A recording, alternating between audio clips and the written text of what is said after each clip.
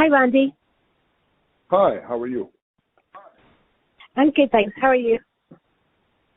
Fantastic.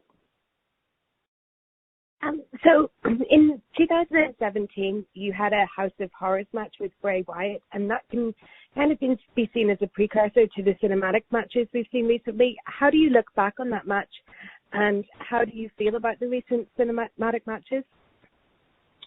I enjoyed the House of Horrors match. I did. It was different. Vince had a vision, and I felt that Bray and I did a really good job capitalizing on his vision. The difference is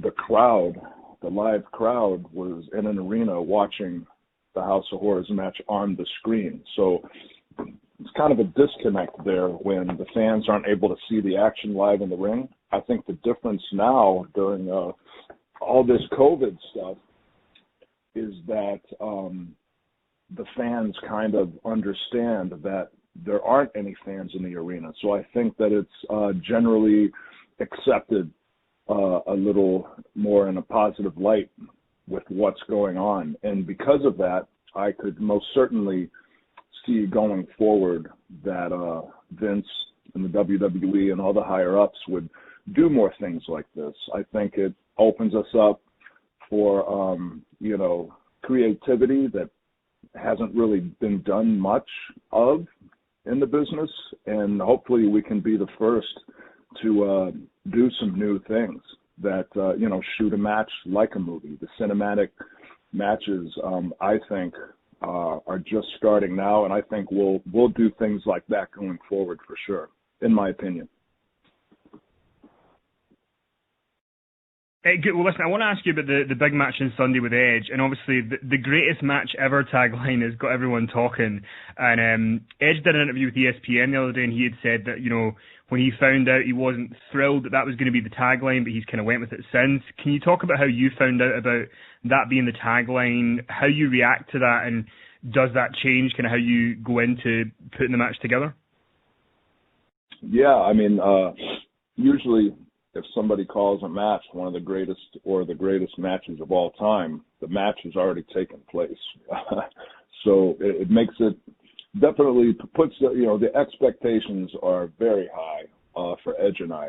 I wasn't exactly happy when I heard that they were going to be calling it, before it even went down, the greatest wrestling match in history. But I feel like at this point in my career and being in there with Edge, of all people, who I consider to be one of the absolute best workers in the business, past, present, or future. He's amazing in the ring, and with me, I feel like I have a natural ability, a natural chemistry with him. We've only had a handful of singles matches over the years, and of course, he hasn't really wrestled a true wrestling match in a decade, just about. But I think if anybody could have a great match, it's Edge and I. So I think it will be great. I think that it really, really makes it hard on us as talent because of those expectations. But I think that given the circumstances, given I believe at this point, after a few months of doing these matches, these shows at the PC, I think that the fans they go into this understanding that this is going to be very hard. So although the expectations are high, and although it's very unlikely we could have the greatest wrestling match ever, I think the fact that that pressure is there, no matter how the match goes down, I think that it makes it very, very interesting. As a fan, I want to tune in to Backlash, and I want to watch this match between Edge and Orton because it's supposed to be the greatest match ever. So I think that there's it's a double-edged sword. There's some negative sides. There's some positive sides. I'm going to try and focus on the positive. Go out there with a guy who's very talented and I have great chemistry with, and we're going to do our absolute best. So at the very least, you're going to get an Edge and an Orton that are motivated to have the greatest match ever, and I think that's enough to get people to tune in there.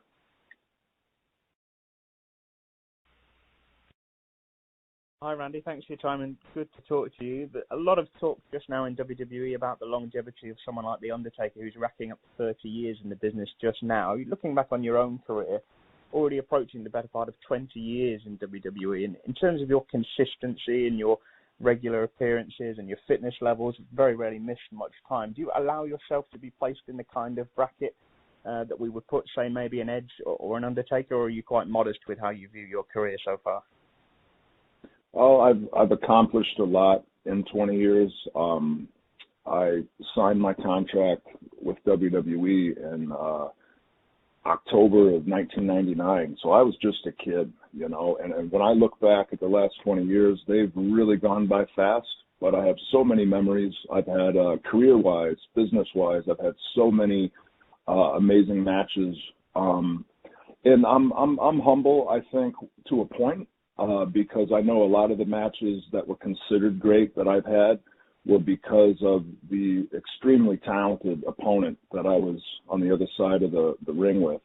I'm one of the last few guys to get to work with a lot of these old school cats that had that same mentality, like Shawn Michaels, like The Undertaker, as you mentioned before, Triple H, Ric Flair, Mick Foley, Booker T, you know, the list goes on.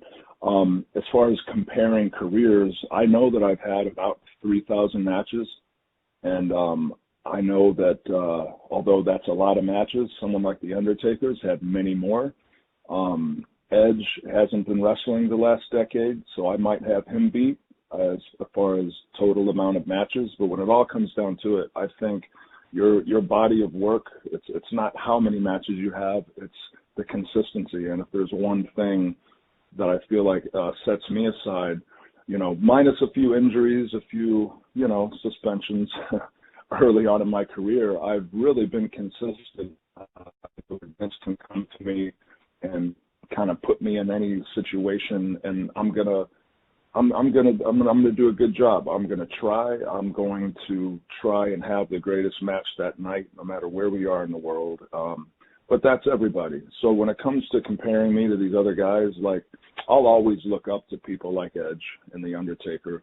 And, you know, I got a little more to do before I could actually compare myself to them. I'm still a fan. I've been watching the Last Ride documentary. I'm looking forward to, after Edge and I have the greatest match ever, I think Chapter 4 of The Undertaker's documentary, The Last Ride, comes out. So I'm looking forward to tearing it down with Edge and watching The Last Ride, because I'm still a fan. We're all fans. All the boys and girls in the locker room are fans, first and foremost. But I'd say I got a little more to do in my career, and that includes taking younger guys under my wing. Earlier in my career, like, I didn't give a shit, you know, sink or swim as far as anybody else. Like, I only worried about myself. You know, it can be a selfish, competitive business.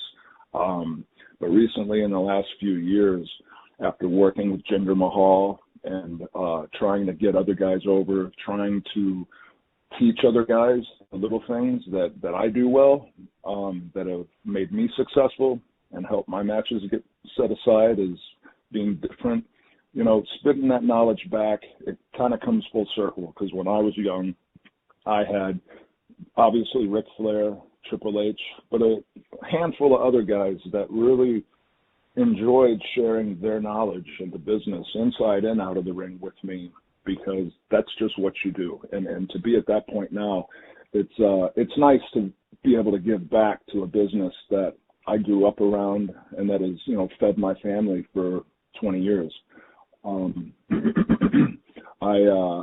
I really enjoy what I do, and I'll tell you what, everybody I work with loves the business, and you couldn't have a better group of guys and girls as far as the respect in the locker room right now than the whole 20 years I've been there.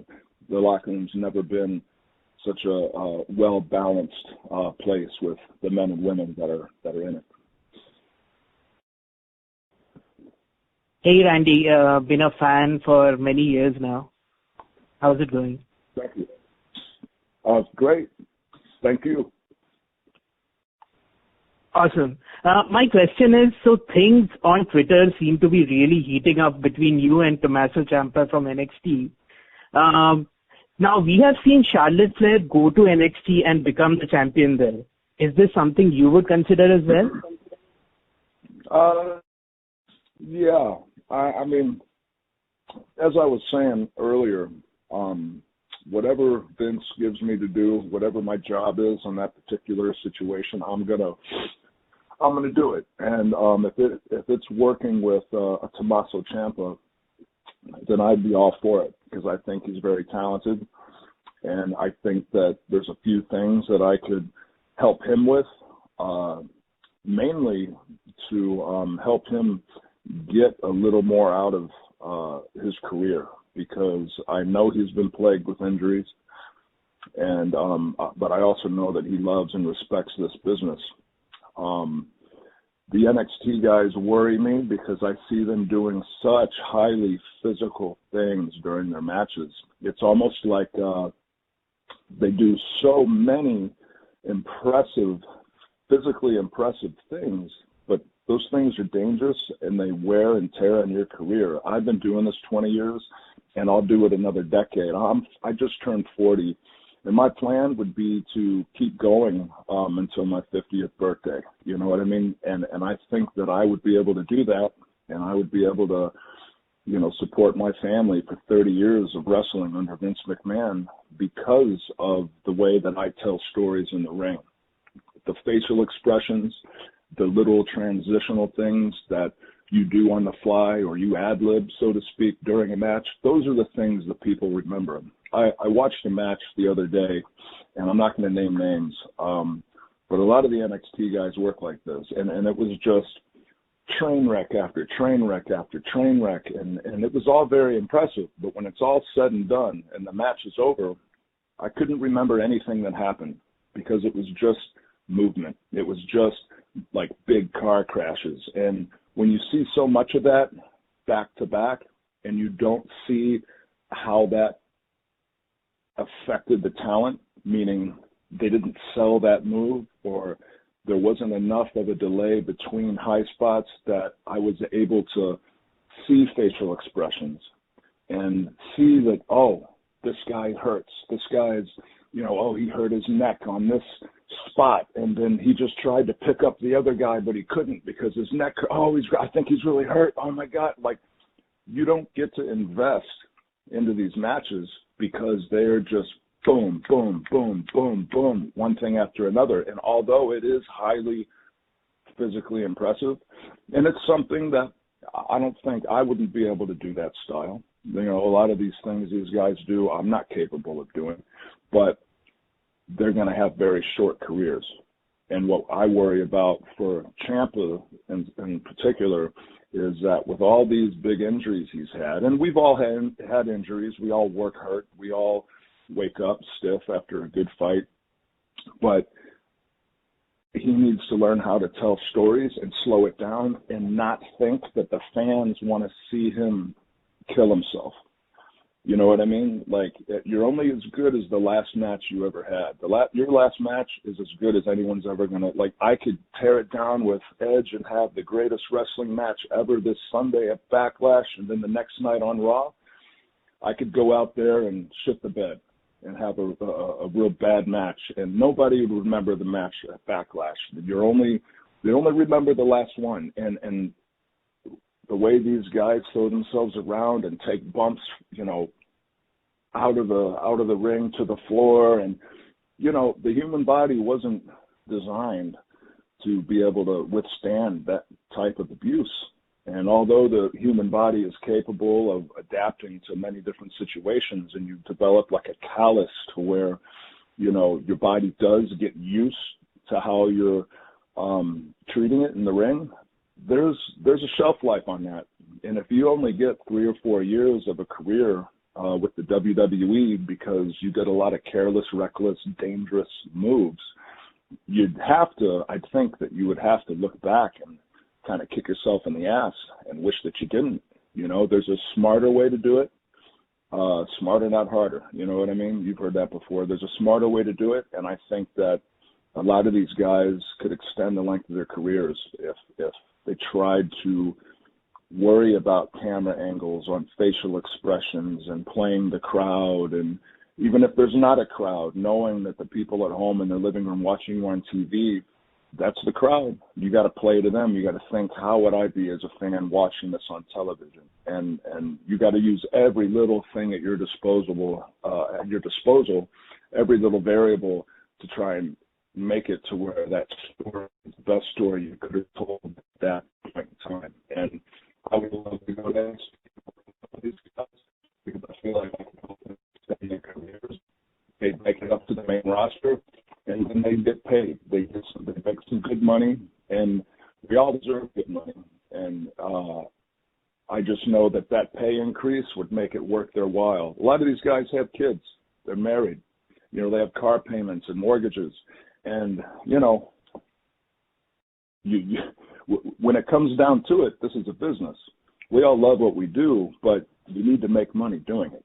You can't destroy your body and not make any money doing it and then end up, you know, working at McDonald's because you never went to college and you've destroyed your neck in the ring. Like, there has to be a purpose, and the main purpose is getting paid.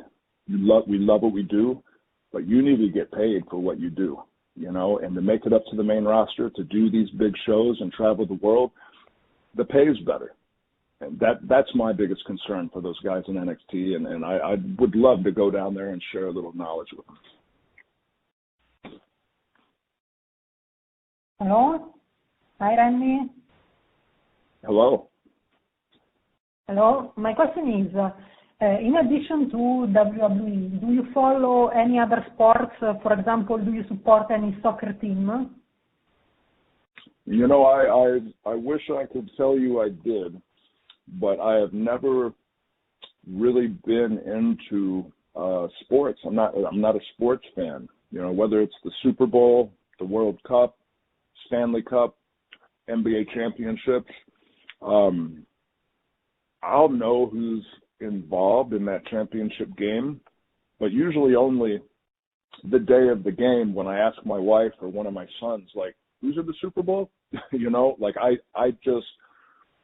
I'm very different from a lot of the guys that I work with and girls, because a lot of them have favorite sports teams and follow sports. And, you know, if they're in a town where we have a show and there's a game the next day, they'll get some tickets and show up at the game, sit in front row, and they'll have a great time. I'm not really into sports. I respect these athletes, and I know a lot of these athletes are doing things that are highly remarkable and not only physically demanding, but very mentally and emotionally demanding as well.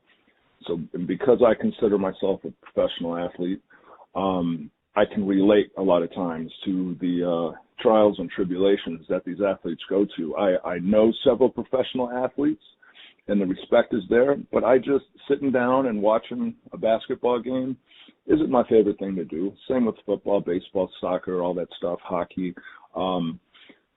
But the respect is there. So I've never really been a fan. I think the only time that I did watch a little bit of pro sports was when I was in high school. I'd watch Michael Jordan. To me, Michael Jordan was the coolest cat in the world, and you know what I mean. Like, but other than that, never really took part in Super Bowl Sundays and all that stuff.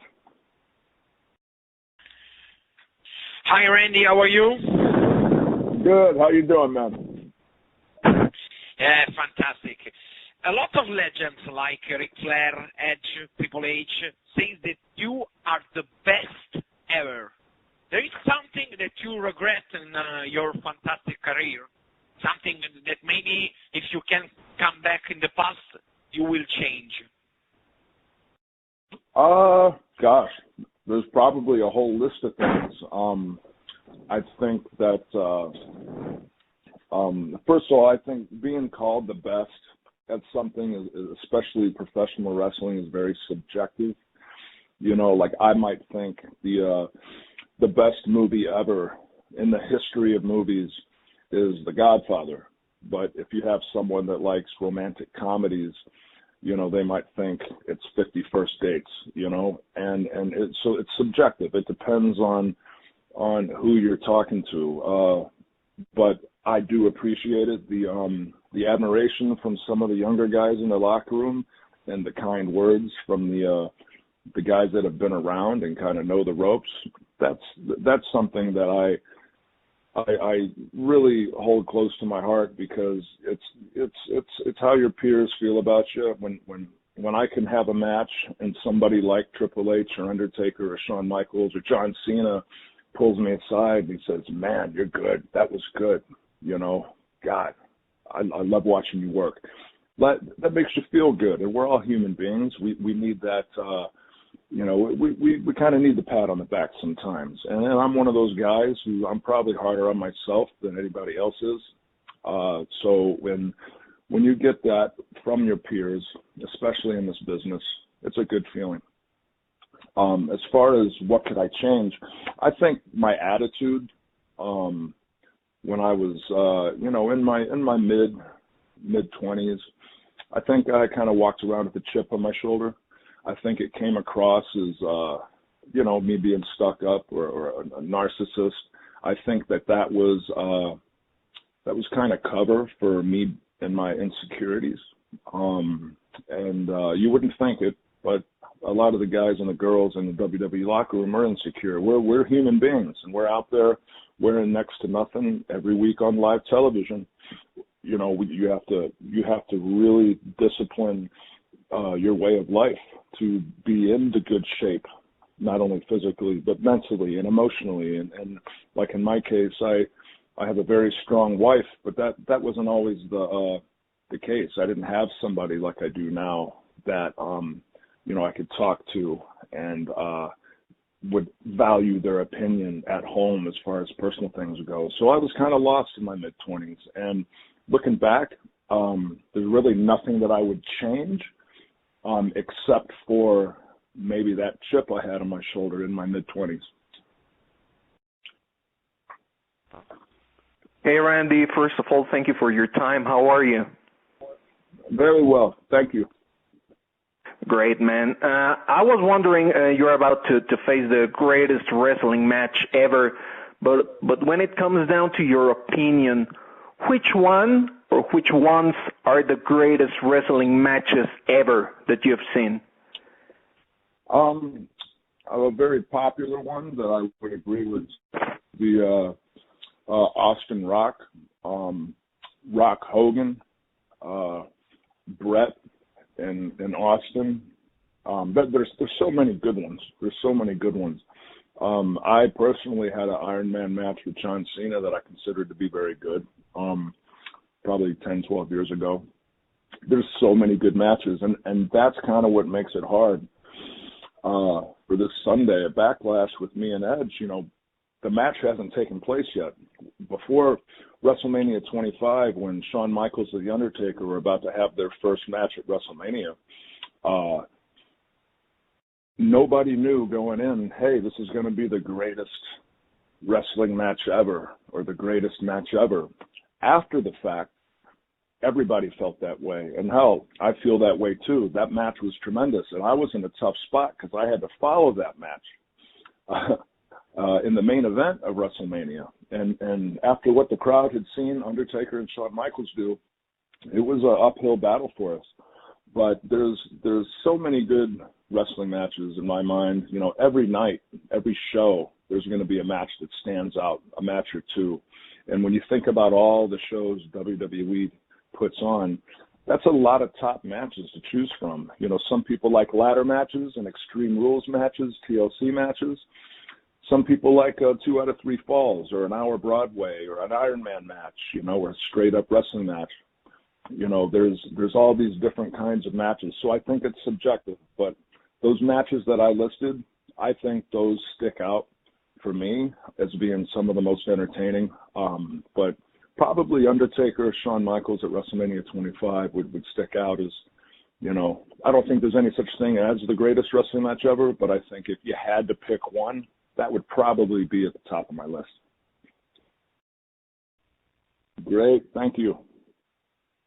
Randy, how to catalog the greatest wrestling match ever when you will fight someone who stayed out of a ring for 9 years and barely has to fight in the year? at Royal Rumble and WrestleMania 36?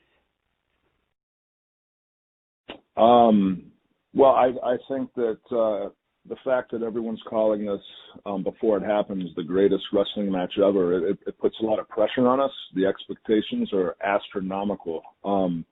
And you're right, knowing that I have all this pressure on my shoulders and knowing that I'm going to be in there with a performer, an opponent that has had basically 2 performances in the ring in the last 10 years. And that would be the Royal Rumble and our last man standing match at WrestleMania.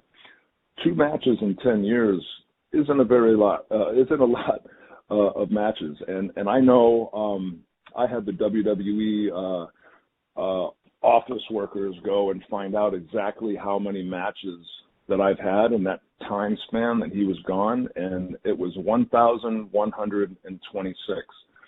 So when you look at those numbers and you look at the pressure that we're under, it almost seems impossible, and it very well may be impossible to have the greatest wrestling match ever. But all that being said, if I had to choose one guy to go out there and be all under this pressure with and have to perform to the best of my ability and leave no room for error, it would be Adam Copeland.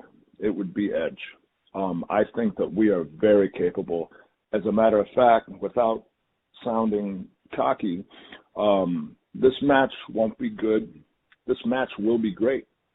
The question on my mind, I'm sure the question on Edge's mind and all the fans' mind, and probably Vince McMahon's mind too, is will it be the greatest? And I think that going into this thing, that everybody watching, everybody that's tuning in to Backlash, they know that we're under that pressure. I've seen it on social media. I've talked to other wrestlers about it. We're really in a tough spot. But I think because of that, because you got 2 performers as talented as myself and Edge, because of all that pressure, people are going to tune in, whether they see us shit the bed or whether they see us have the greatest wrestling match ever, or whether they see us have just a great match. I think that a lot of people are going to want to see how this goes down and how we could pull off having one of the greatest matches ever during a pandemic where there's little to no fans, during this situation where, every show is in this PC down in Orlando, the Performance Center. It's a small building compared to where we usually run shows. It's not a stadium full of 80,000 people. That would be ideal. 50 people standing ringside, chanting and clapping, even though that is going to help, it's nothing like the adrenaline rush that you get when you're performing in front of a live audience of such a vast majority of people. So I think the deck's stacked against us. The odds are definitely against us, but I think that if anyone could pull it off, it's Edge and myself. First of all, thank you for having us today. So this Sunday, you're facing the Rated R Superstar Edge at the WWE Backlash pay-per-view, as you know, having the greatest wrestling match ever. But also, years ago in this pay-per-view, you had another great wrestling match with Mick Foley in a hardcore match. What can you remember about that match in Backlash 2004? Yeah, wow. Well, I do remember it because it's one of my favorite matches I've ever competed in. And man, what was that, 16 years ago? Yeah, that time flies when you're having fun. And I'm definitely having fun here in the WWE, performing for these audiences, these fans. We have the best fans in the world. And I remember those fans in Edmonton at Backlash in 2004 against Mick. And I remember being so nervous because of all the things we were going to try and do to each other out there. And if there's anything I can say about Mick, other than being a super talented performer and one of a kind, he's a very giving talent. And what I mean by that is he made me in that match. You know, not only did I beat him, but he put me to the test and put me through things that I had never been through and haven't gone through since that day. And I think that match kind of solidified that, okay, this kid, this Randy Orton, this 23-year-old kid, he's going to be something someday. The company sees something in him because they put him, see something in him. And obviously Triple H and Ric Flair took me under their wing, so they see something in me. And I think the way that translates to our viewers is that I got to keep my eye on this kid. And that's exactly what happened. And then, you know, the rest is history. I've had a stellar career, a few ups and downs, but, you know, I've been pretty consistent across the board. And I think that match is where I kind of started that process of becoming one of the best wrestlers in the world.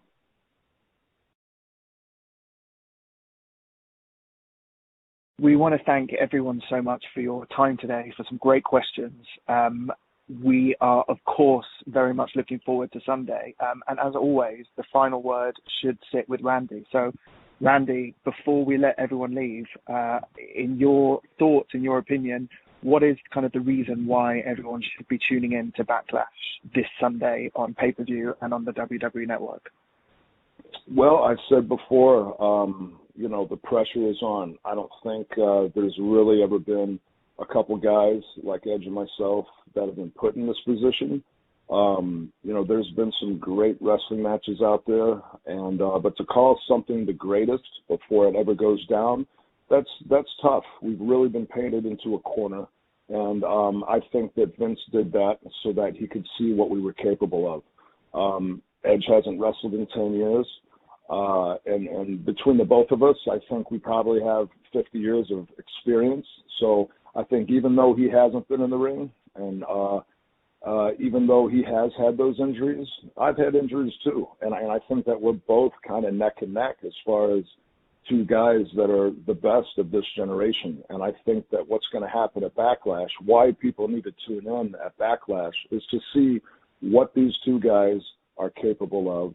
And what are they going to do when they have an astronomical amount of pressure put on their shoulders?